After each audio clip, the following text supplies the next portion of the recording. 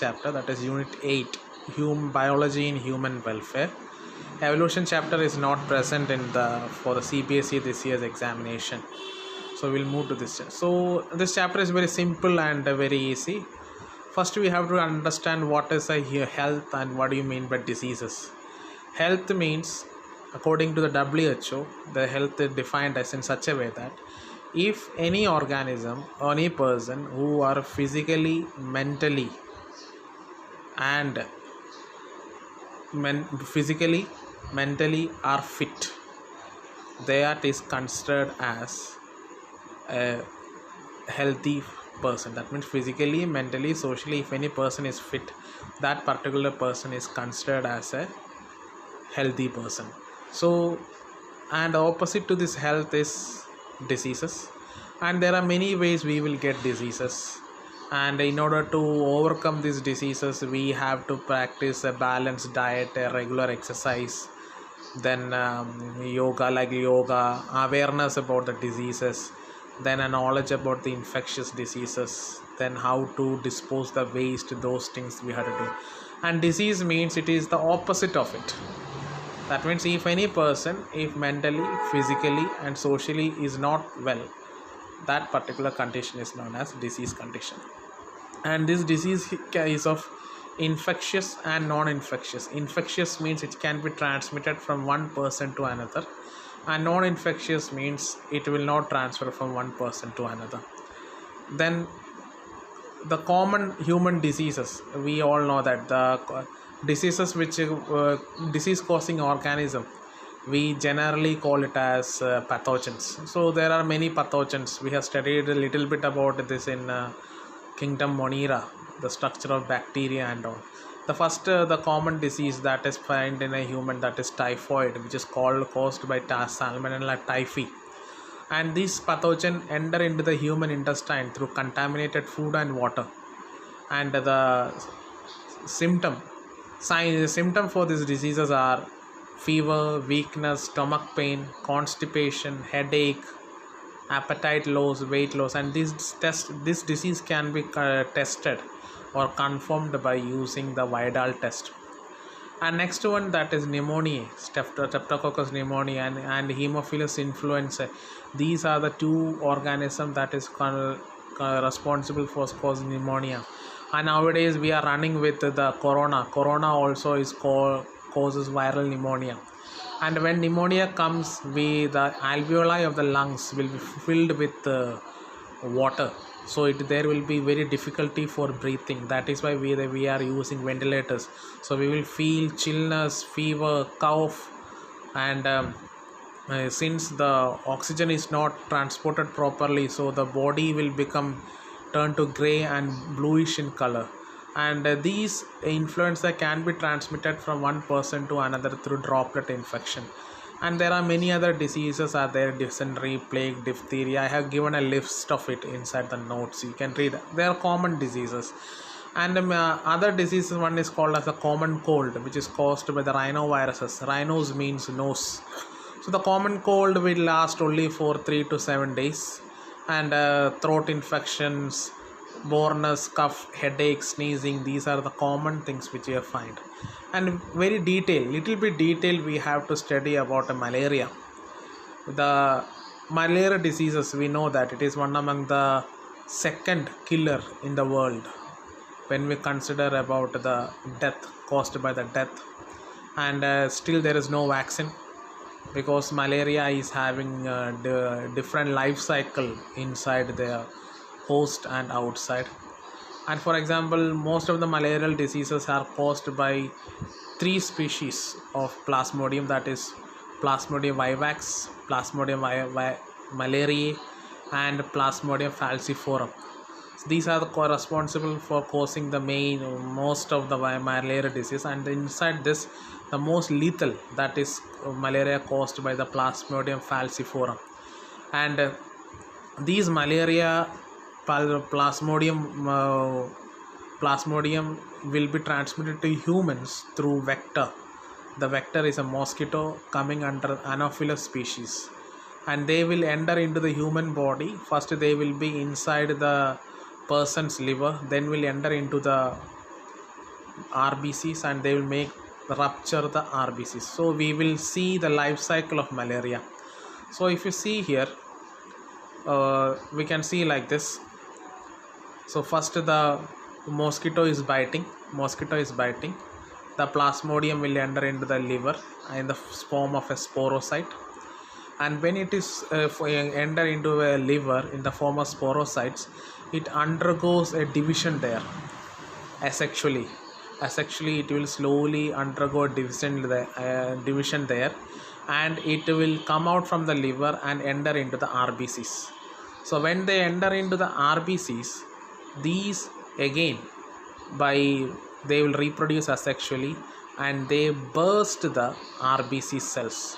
Once it is, and after that they will undergo a sexual reproduction, and the gametocytes will be formed, and these gametophytes, when the next mosquito comes and bites, that will enter into the mosquito and it will be fertilized. That means male and female will get fertilized, taken place inside the mosquito gut. So this is the general life cycle of the malarial cycle. And one of the important things inside this is, when these RBCs ruptures, associated with RBCs ruptures, it will release a chemical known as hemozynin. And when this hemozynin is released, the patient will get a fever, shivering and fever. That is why most of the times a malarial person, one of the most sign for the malaria is very high fever with shivering. And why there is no vaccine against this malaria? Because it is very difficult to break this sporophytic condition, and this malaria is undergoing its life cycle inside two hosts. So it is very difficult. The best thing is that protect from the mosquito bites, however it is. So this is the life cycle of malaria. And next one, that is the Ascaricus. Ascaricus is a common roundworm, and Wucheria bancrofti, which is a filariasis worm, and they cause some disease called as Ascaricus to us. So the mostly common the symptoms for this disease is internal bleeding. Sometimes internal bleeding will be takes place, muscular pain, fever, then anemia, the blockage of interstitial passages. So these things, and the eggs of this parasite will be thrown out through the human fecal, and when these fecal matters mix with water, and if somebody drinks, again it will enter. Next is Wucheria bancrofti and Wucheria malai. So these two organisms are responsible for causing elephantiasis or filariasis. That means with these two organisms, also caused by mosquito bite only, it will enter into the lymph, and they started to multiply inside the lymph. When it is started to multiply, the lymph nodes will get bulged. It will increase in breadth. When the breadth is increasing, the size of the human leg also will increase. And another one is the fungal disease, which is known as mycosporium. It's a ringworm disease. It is the most commonly present inside us. So when it is infected to us, it will produce the appearance of a dry and scaly lesions we will get, and mostly itching will be there. And the fungus, the best condition for the growth of the fungus is more moisture and less temperature. So mostly this will cause during the time of winter time. So if you want to overcome these type of diseases, there is no other way. We have to keep personal and the public hygiene. And the mosquito, if you want to overcome that, we have to stop the stagnant water and throwing about these rubber tires and other things to outside, so that when the rain falls, the water will be stored inside that, in which the mosquitoes will lay eggs.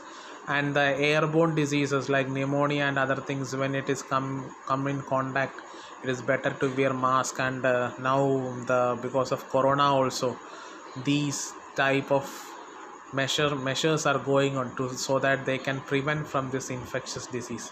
So this is the one part of infectious disease. Another one comes is the immunity. That means when a disease is there, the body will be self have the immunity. So in immunity, immune means to resist. So there are two types of immunities are there. One is innate immunity, another one is acquired immunity. Innate immunity is non-specific. It is present in the time from the birth. And acquired immunity means by in contact with some other things we are acquiring that immunity. So inside this innate immunity, physical barriers, physiological barriers, cellular barriers all come. For example, physical barriers means skin can limit the entry of the microorganism, and physiological barriers like the acids in the stomach, saliva is in the mouth, they all carries some antibodies inside there. And cellular barriers like monocytes, basophils, that is WBCs, and pluromorpho cells, that is neutrophils, they all can prevent us from the diseases. Then cytokinins is a group of chemicals that is released or secreted during a time of viral infections, and which is called as interferons, viral infection, very common. And when we come to this acquired immunity, this acquired immunity is caused by antibodies. Generally these antibodies are having a structure. The structure of the antibody is like this. It's a Y shape and Y shaped structure, and these antibodies are having two phases, two chains are there, which is made up of proteins. One chain is known as light chain, another chain is known as the heavy chain. And on the heavy Y like structure, there is a particular area is there known as antigen binding sites, where the antigens comes and binds, and each and every part of this particular antibody, the structure of antibody is linked by sulfide bonds, and there are different types of antibodies are produced in the body, that is IgA, IgE, IgG, and one among these the most abundant is the IgG. And these antibodies are found in the blood, and it is a response to the humoral immunity, that means first level of immunity after the physical barriers. And another two is there, that cell mediated immunity means when everything is for all the attacks are over, that means whatever the things they have to do, it is over, then finally these B cells and T cells will come and attack a particular organism and kill them. So it is a chain process, so you don't want to study that full chain process. Next one, that is active and passive immunity. Active immunity, it is come when we are exposed to the antigen, that means when we are exposed to it, we will fight against it and we will get immune. And passive immunity means it will be got from the mother's body. For example, colostrum is an yellowish fluid during the time of the secretion, before the secretion of the milk, that it is yellowish in color, and it is compulsory that that particular fluid should be given to the infant, so that it is having very rich in antibodies, especially IgG and IgE, so that they will get the passive immunity. Next one is vaccination and immunization. Vaccination means getting vaccine. Immunization means immune, that means resistant to something. So what is happening inside this vaccination and immunization is, the Edward Jenner is considered as the father of immunization, because he is the first person to develop a vaccine against the smallpox. And when these vaccines are given, what will happen, these B cells and T cells, especially B cells and T cells, they will go and fight against this. And these vaccines are nothing, these vaccines are inactive antigens. So that means there are some groups and there are some proteins on the surface of bacteria, and these viruses are there which can cause some diseases. So we will remove those particular protein, or we will stop the synthesis of that particular protein, and we will give this organism live or in attenuated form to the patient through the injection, so that B cells and T cells comes and study about it. Next time when these infection comes again, automatically the B cell and the T cell will fight against them. This is the procedure. So this is only possible when the bacteria or the virus is not changing its external structure. If they are changing their protein structures, it is not possible. If they are maintaining the protein structure throughout their life cycle, or after each and every cycle or every reproductive cycle, if they are maintaining, we can do it. So this is the thing.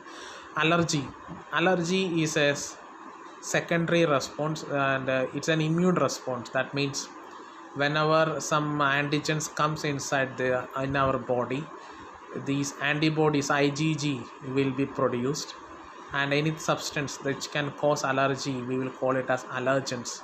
So there are pollen grains, animals sneezing, climatic change, all this can cause allergy. And whenever these allergies are coming, allergies are there, the mast cells that is present inside our nose secretory areas, they will secrete a chemical known as histamines. When these histamines are secreted, it will cause a hyper response in our body. When this hyper response is happened, that condition is called as allergy. And in order to prevent against this, we will use antihistamine drugs or some steroids, etc. And those who are living in the cities, so this allergy can be possible because of the dust, cold and other thing. Then autoimmune disease or autoimmunity. Auto means self, immunity means getting resistant to a particular disease. And there are many autoimmune disorders are taking place. That means our body itself will kill our own cells. So one such is rheumatoid arthritis. It is an autoimmune disease. That means our body's B cells and T cell itself will come and kill our body. Next one is the immune systems. In our immune systems means what are the immunity providing systems. One is bone marrow and another one is thymus.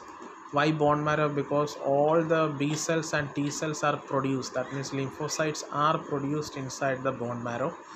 Once it is produced inside the bone marrow, some of them will go to thymus, that is present near to the heart, sternum of the heart, which will be active till the age of 12. After that it will become inactive. Those cells goes and train inside the thymus, we will call it as T cells. And those cells which are trained inside the bone marrow, we will call it as B cells. And these Peyer's patch, appendix, tonsils, all are the area where these immune cells will get practice, and all these will come and die inside the spleen along with RBC. So spleen is considered as the graveyard of RBCs. Apart from this, we are having mucosal associated lymphoid tissues which is present inside the respiratory and digestive tracts. They also help us to give the immunity. Next one is AIDS, that is acute immunodeficiency syndrome, and it is first described or first said in the year 1984 in United States, where a doctor found that one person is having multiple major disease. So we have to study about the life cycle of this. Life cycle of this is simple. HIV is a retrovirus. Retrovirus means they can synthesize DNA from the RNA through the process of reverse transcriptase. So the viral core, when it comes and infect, it comes and kills the T cells. In T cells, T helper cells, they will comes and kill, and it will enter into the animal cell. Once it is enter into the animal cell, this viral DNA will be converted into a host DNA through the process of reverse transcription, and through the reverse transcription it will enter into the body, that means the nuclear DNA of the animal cell, and instead of synthesizing animal proteins they will started to synthesize the viral proteins, and they will overcome the system of, and they will rupture it out and they will kill that per one animal cell, and again the next animal cell will be infected. And if to find out this whether a person is having HIV or not, that means AIDS or not HIV, AIDS or not, they will be using a test known as ELISA, that is enzyme linked immunosorbent assay. And how we can protect from HIV or AIDS, it is a conscious behavior, that means the use of condoms, don't use the needles which was used by somebody else, and blood transfusion should be very careful, HIV test should be done. So these are the simple things which we can follow to prevent from the AIDS. Next one is cancer. Cancer is nowadays the world's most dangerous one nowadays, and number of cancer patients are increasing day by day. So many of the Indians are suffering from the cancer. Then what is mainly happening inside the cancer cell is, that means any growth, any bulged growth which is present inside the body can be cancerous. So if any bulge that is present inside the body, we can say it as a tumor. Once this tumor is not spreading from one place to another, we will call this tumor as benign tumor. When this tumor started to spread from one place to another, that tumor is known as the malignant tumor. And each and every cell, that means normal cells, is having a property known as contact inhibition. Contact inhibition means they will never allow the cells to divide unwantedly, but the cancer cell have the capacity to overcome the cell cycle, so they will divide unwantedly in huge numbers. And when these cancer cell this tumor can be lodged inside the body, they can lodge inside a body, and this particular process of tumor is known as metastasis. That means it can spread from one place to another. Causes of cancer: tobacco is a reason for cancer. Apart from that, exposure to some chemicals, x-rays, all this can leads to cancer. And the chemical or living thing that can cause cancer is known as carcinogens. Apart from that, we have oncogenes inside our body which have the capacity to cause cancer,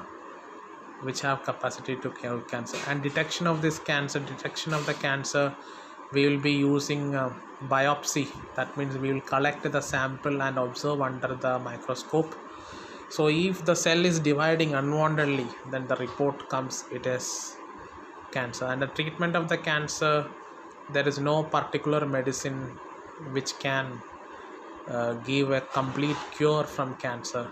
But apart from that, we are using some radioactive medicines like iodine 121 etc. to treat the cancers. And there are lot of other